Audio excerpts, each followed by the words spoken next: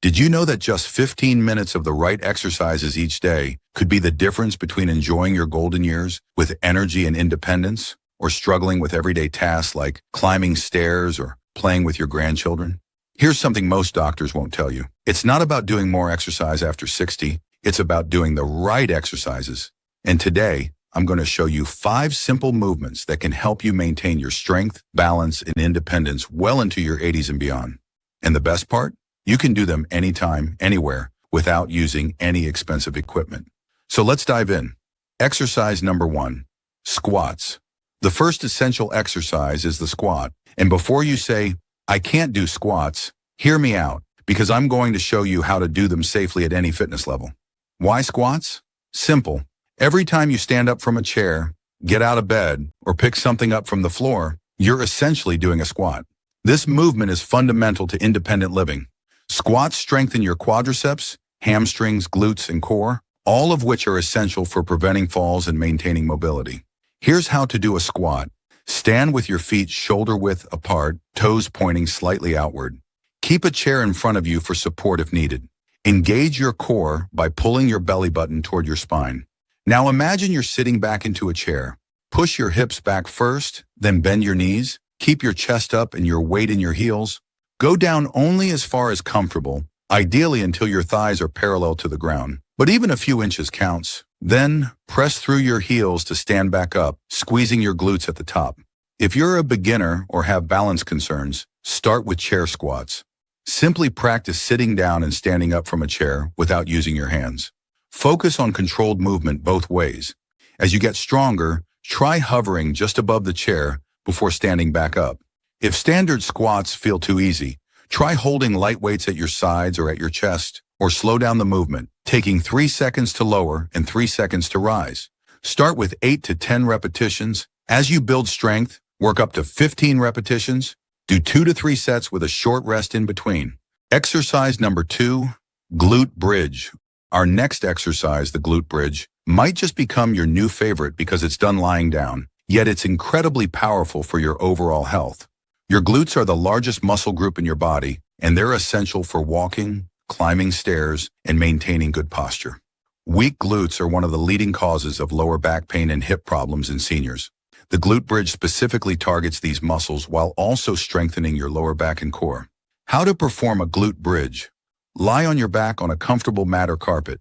Bend your knees and place your feet flat on the floor, hip width apart, about 12 to 18 inches from your buttocks. Your arms should rest by your sides, palms down. Engage your core and press your lower back gently into the floor. Now squeeze your glutes and lift your hips toward the ceiling. Your body should form a straight line from your shoulders to your knees.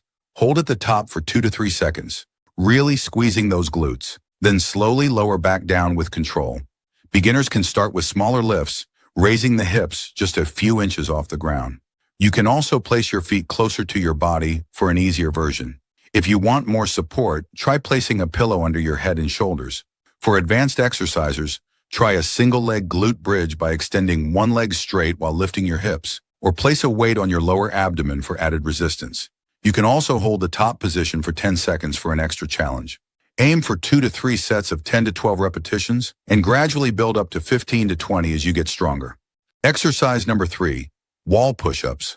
The third essential exercise is wall push-ups. And this is your key to maintaining upper body strength without putting stress on your joints. Upper body strength is crucial for daily activities like opening jars, carrying groceries, pushing open heavy doors, and even getting up if you've fallen. Wall push-ups target your chest, shoulders, triceps, and core, all while being much gentler on your wrists and shoulders than traditional floor push-ups. How to perform a wall push-up? Stand facing a wall at arm's length. Place your palms flat against the wall at shoulder height and shoulder width apart. Step back slightly so your body is at a slight angle to the wall. Your feet should be hip width apart.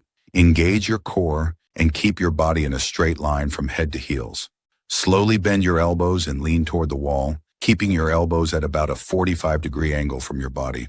Lower yourself until your nose almost touches the wall. Push through your palms to straighten your arms and return to the starting position. For beginners, stand closer to the wall for a more upright position, which makes the exercise easier. You can also slow down the movement to build more control and strength. For intermediate level, step farther from the wall to increase the angle and difficulty. You can also try doing the push-ups from a sturdy countertop or the back of a couch for a greater challenge. For advanced, move to an even lower surface like a sturdy coffee table, or try doing the push-ups with one hand elevated on a ball or cushion. Aim for 2 to 3 sets of 8 to 10 repetitions and work up to 15 to 20 as you get better. Exercise number 4, calf raises. Calf raises might seem like a simple movement, but they're absolutely critical for preventing one of the most serious health risks for seniors, falls. Your calf muscles play a vital role in balance, walking, and especially in preventing trips and stumbles. Strong calves help you quickly adjust your position if you start to lose balance. They also improve circulation in your lower legs, which becomes increasingly important as we age. How to do calf raises correctly. Stand tall with your feet hip-width apart. Hold on to a countertop, sturdy chair, or wall for balance. Keep your knees straight but not locked. Slowly rise up onto the balls of your feet, lifting your heels as high as you comfortably can. Hold at the top for 1 to 2 seconds, really feeling your calf muscles working. Slowly lower your heels back down to the floor with control. If you're just starting out, hold on to something stable with both hands for full support. Focus on the quality of the movement rather than the height. Even small raises are beneficial. Aim for 2 to 3 sets of 12 to 15 repetitions and gradually build up to 20 to 25. Exercise number 5, slow walking. The fifth and final essential exercise is slow, intentional walking. And this is perhaps the most underrated exercise for seniors. I'm not talking about your regular daily walk around the neighborhood. I'm talking about slow, mindful, controlled walking that specifically targets balance, coordination, and body awareness. This type of walking improves proprioception, which is your body's ability to sense its position in space, a crucial factor in preventing falls.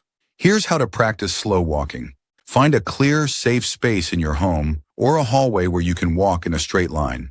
Stand tall with good posture, shoulders back, core engaged.